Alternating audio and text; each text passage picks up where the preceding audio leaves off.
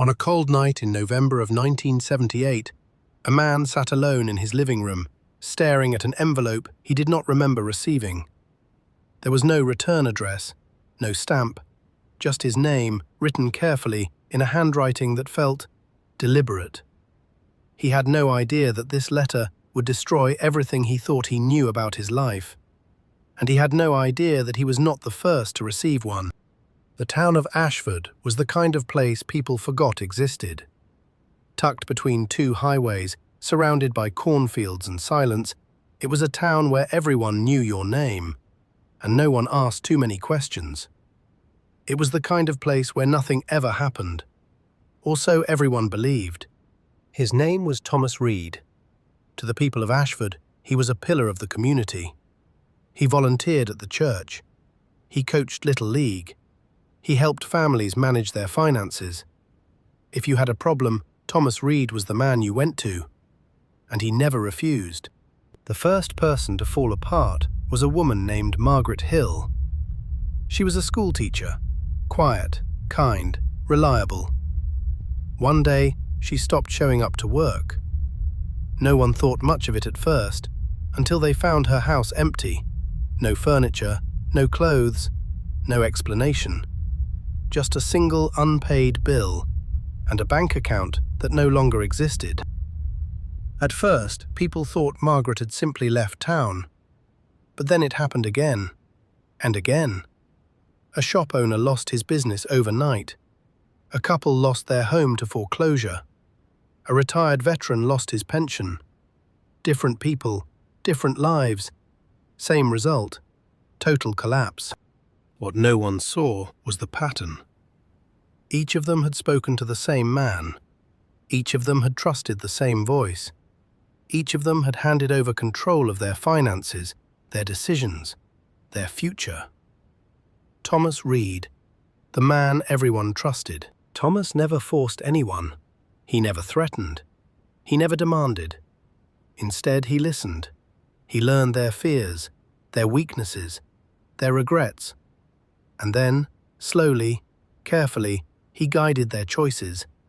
One suggestion at a time, one signature at a time, one small decision after another, until they no longer owned their own lives. The man who received the letter that night was named Daniel Harper. Unlike the others, Daniel did not go to Thomas for financial advice. He went to him for something else. He went to him because his wife was dying, and he needed help making a decision no one should have to make alone. Thomas listened. He offered comfort. He offered understanding. He offered clarity. He spoke softly about dignity, about mercy, about letting go. And when Daniel left that office, he believed he had made the right choice. For his wife, for himself, for peace. Weeks later, Daniel discovered something he had not expected.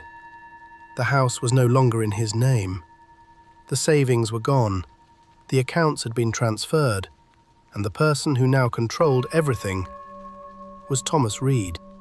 Daniel was not the only one. As he began asking questions, he found others. People who had lost everything. People who had trusted Thomas Reed. People who had been guided into ruin. Different circumstances, same outcome, and one man at the center of every story. The reason no one spoke sooner was simple. Shame. They blamed themselves. They believed they had made their own choices. They believed they had only themselves to blame. Thomas had never forced them. He had only guided them, and that made him invisible. The letter Daniel received that night was not a confession. It was not an apology. It was a warning.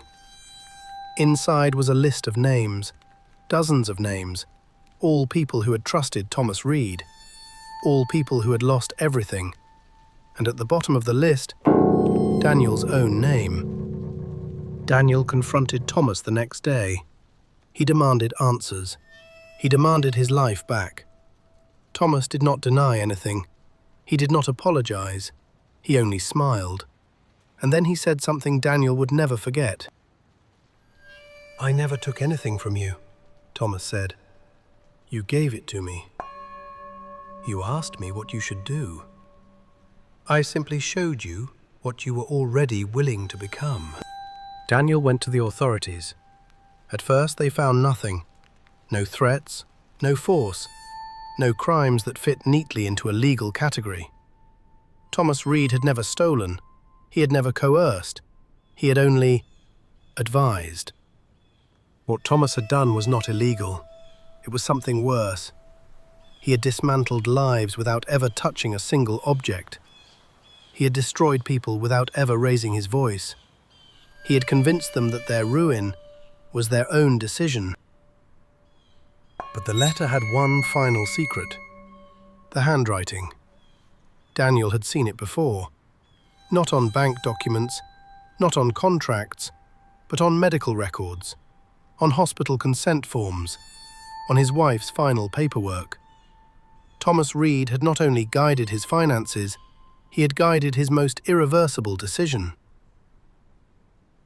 Thomas Reed had positioned himself inside hospitals, inside churches, inside families. He had offered guidance at the most vulnerable moments of people's lives, and he had shaped their decisions. Not to save them, but to control them. Thomas Reed was never arrested. He was never charged. He never faced a courtroom, because nothing he did was technically a crime. But in the years that followed, Ashford changed. People stopped asking for advice, stopped trusting so easily, stopped believing that someone else knew what was best for them. And the letters stopped coming, because Thomas Reed no longer needed to write them. He had already said everything he ever needed to say.